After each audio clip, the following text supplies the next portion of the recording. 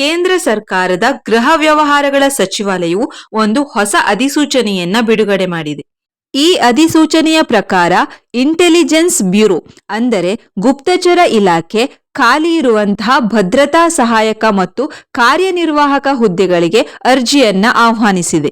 2025ನೇ ಸಾಲಿಗೆ ಗುಪ್ತಚರ ಇಲಾಖೆಯಿಂದ ಒಟ್ಟು 4987 ಹುದ್ದೆಗಳನ್ನ ಭರ್ತಿ ಮಾಡಿಕೊಳ್ಳಲಾಗುತ್ತೆ. SSLC ಮುಗಿಸಿರುವಂತಹ ಯುವಕರಿಗೆ ಅವರ ಭವಿಷ್ಯದ ಭದ್ರತೆಗೆ ಗೃಹ ಸಚಿವಾಲಯದಿಂದ ಇದೊಂದು ಸುವರ್ಣ ಅವಕಾಶ ಆಗಿದೆ.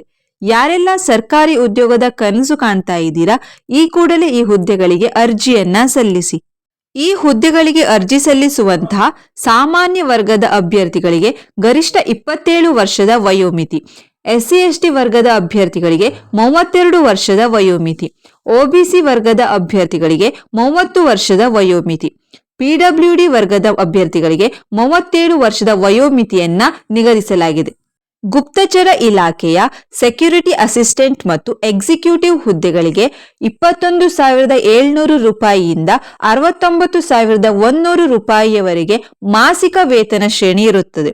ಇದರ ಜೊತೆಗೆ ಸರ್ಕಾರಿ ವಸತಿ, ವೈದ್ಯಕೀಯ ಸೌಲಭ್ಯ, ಪಿಂಚಣಿ ಮುಂತಾದ ಸವಲತ್ತುಗಳನ್ನು ನೀಡಲಾಗುತ್ತದೆ.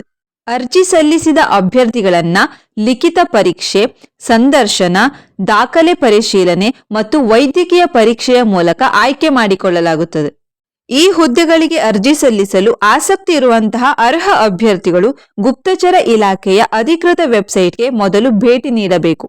ನಂತರ IB ಸೆಕ್ಯೂರಿಟಿ ಅಸಿಸ್ಟೆಂಟ್ ಮತ್ತು ಎಕ್ಸಿಕ್ಯೂಟಿವ್ ರಿಕ್ರೂಟ್ಮೆಂಟ್ 2025ರ ಲಿಂಕ್ ಮೇಲೆ ಕ್ಲಿಕ್ ಮಾಡಿ ರಿಜಿಸ್ಟ್ರೇಷನ್ ಅನ್ನ ಪೂರ್ಣಗೊಳಿಸಬೇಕು. ನೋಂದಣಿಯನ್ನ ಪೂರ್ಣಗೊಳಿಸಿದ ನಂತರ ನಿಮ್ಮ ಯೂಸರ್ ID ಮತ್ತು ಪಾಸ್ವರ್ಡ್ ಅನ್ನ ಬಳಸಿ ಲಾಗಿನ್ ಮಾಡಿಕೊಳ್ಳಬೇಕು.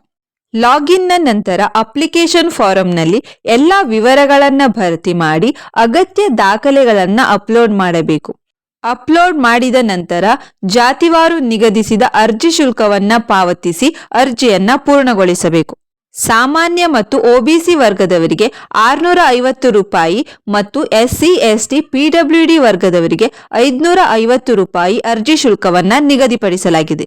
ಅರ್ಜಿ ಸಲ್ಲಿಸಲು ಕೊನೆಯ ದಿನಾಂಕ 17 ಆಗಸ್ಟ್ 2025. ಕೊನೆಯ ದಿನಾಂಕದವರೆಗೂ ಕಾಯದೆ ಅದಕ್ಕಿಂತ ಮುಂಚೆ ಅರ್ಜಿಯನ್ನ ಸಲ್ಲಿಸಿ.